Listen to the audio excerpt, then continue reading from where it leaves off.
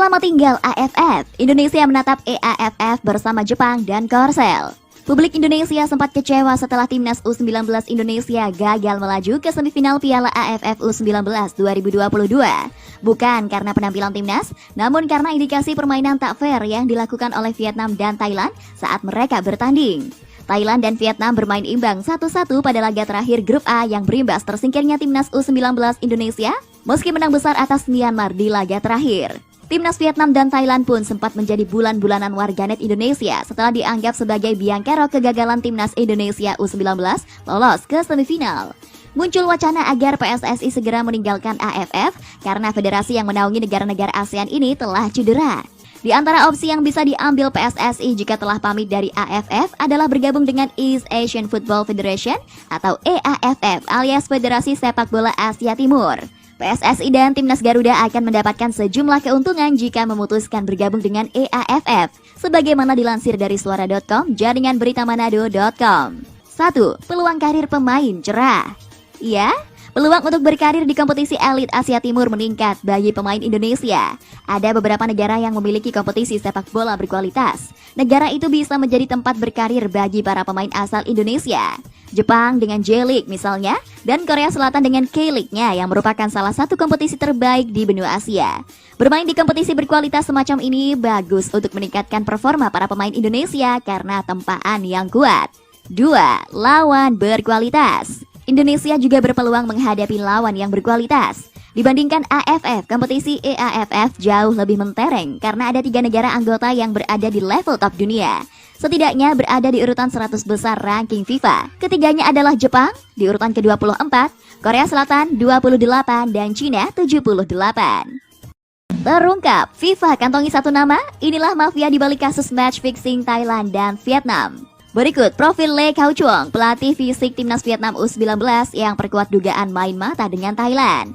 Lee Khao Chuong, pelatih fisik timnas Vietnam U19 membuat geger publik Indonesia setelah berhasil lolos ke fase semifinal Piala AFF U19 2022 ini. Karena Lee Khao Chuong mengunggah foto skuad timnas Vietnam U19 disertai dengan kalimat yang cukup kontroversial dan mengundang polemik. Baik kalimat yang dituliskan oleh Lee Khao Chuong via akun Instagramnya itu seolah semakin menegaskan bahwa Vietnam dan Thailand bermain mata pada laga pamungkas grup A Piala AFF U19 2022. Sebab duel yang berakhir dengan skor 1-1 itu membuat kedua tim lolos ke semifinal dan menyingkirkan timnas Indonesia U19. Kalimat yang diucapkan Lee Khao Chuong turut mempertegas kontroversi bahwa Vietnam dan Thailand memang tak lagi menunjukkan permainan yang fair play seusai menit ke-75. Vietnam 1-1 Thailand 75 menit, musuh 15 menit, teman baik selamanya. Pertandingan yang luar biasa, tulis Lee Khao Chuong via Instastory. Bagaimanapun kami lolos ke semifinal setelah 5 pertandingan dalam 9 hari, usaha yang hebat dari semuanya, waktunya pemulihan dan fokus untuk babak berikutnya. Ia menambahkan, merasa dirugikan, Vietnam tak senang Piala AFF U16 2022 pindah tempat ke Yogyakarta. Media Vietnam turut menyoroti keputusan PSSI yang memindah venue untuk Piala AFF U16 2022 yang semula direncanakan di Bekasi dan Jakarta, tapi kini di Yogyakarta. Tempat pertandingan Piala AFF U16 2022 pindah ke Yogyakarta karena masalah biaya. Menurut Sekjen PSSI Yunus Nusi, harga sewa Stadion Patriot Candrabaga dan Madia terlalu mahal untuk ukuran kompetisi U16.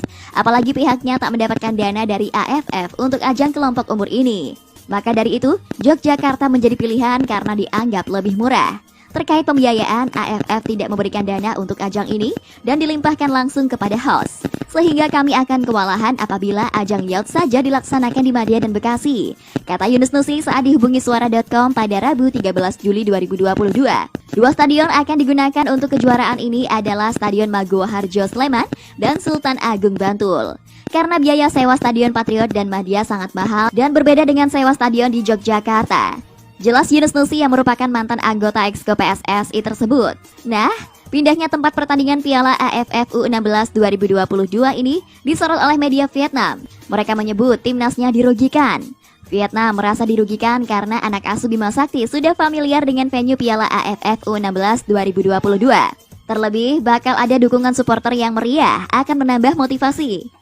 Melihat pernyataan Bima Sakti ini, media Vietnam melihat bahwa negaranya bakal kesulitan. sebab Vietnam tergabung sama dengan tuan rumah Timnas Indonesia U16 bersama dengan Filipina dan Singapura. Kabar gembira untuk Timnas Indonesia, Jepang akui tidak pede untuk jadi tuan rumah Piala Asia 2023. Niatan bagi Timnas Indonesia untuk menjadi tuan rumah Piala Asia 2023 mendatang mendapatkan sedikit angin segar. Pasalnya Jepang yang dianggap sebagai salah satu pesaing terberat untuk status spesial tersebut mengisyaratkan jika mereka tidak sepenuhnya merasa siap. Kabar tersebut datang dari Federasi Sepak Bola Negeri Sakura sendiri yakni JFA. Entah karena alasan apa mereka sepertinya tidak yakin akan mengirimkan berkas pengajuan diri pada AFC.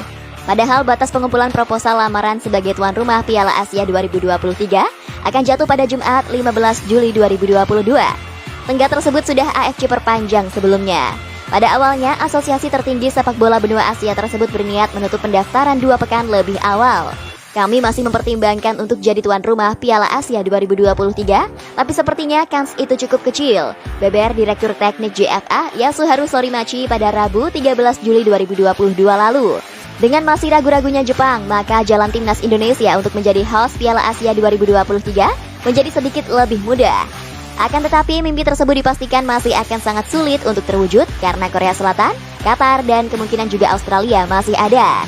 Ketiga negara tersebut punya infrastruktur alias fasilitas penunjang turnamen besar yang sangat maju, terutama Qatar. Mereka adalah negara penyelenggara Piala Dunia 2022 dan pastinya menggelar satu lagi ajang yang levelnya sedikit lebih rendah bukan jadi sebuah masalah. Fakta ini diketahui betul oleh PSSI selaku Federasi Indonesia dan Kementerian Pemuda dan Olahraga. Dua instansi tersebut sangat ingin mewujudkan impian jadi tuan rumah Piala Asia sekali lagi. Namun Qatar bukan lawan yang dengan mudah untuk disaingi. Sudah mengirim proposal, cuma memang kan pesaing kita ini lumayan ya, terutama Qatar. Jadi ya mudah-mudahan AFC ada pertimbangannya ya, karena selisih dengan Piala Dunia U20 itu hanya sebulan. Ucap Zainuddin Amali selaku Menpora. Sehingga infrastrukturnya masih ada, SDM juga masih ada. Karena panitia yang menyelenggarakan juga tak jauh beda. Harusnya ini jadi pertimbangan AFC. Tambahnya lagi, menjadi tuan rumah untuk Piala Asia 2023 akan secara drastis menaikkan peluang Timnas Indonesia untuk sukses di sana setelah 15 tahun absen. Dengan status host, maka tim Garuda akan ditempatkan di pot 1 alias unggulan teratas dan berpeluang besar terhindar dari lawan-lawan sulit di fase grup seperti Jepang, Korea Selatan, Arab Saudi, Iran, dan Australia.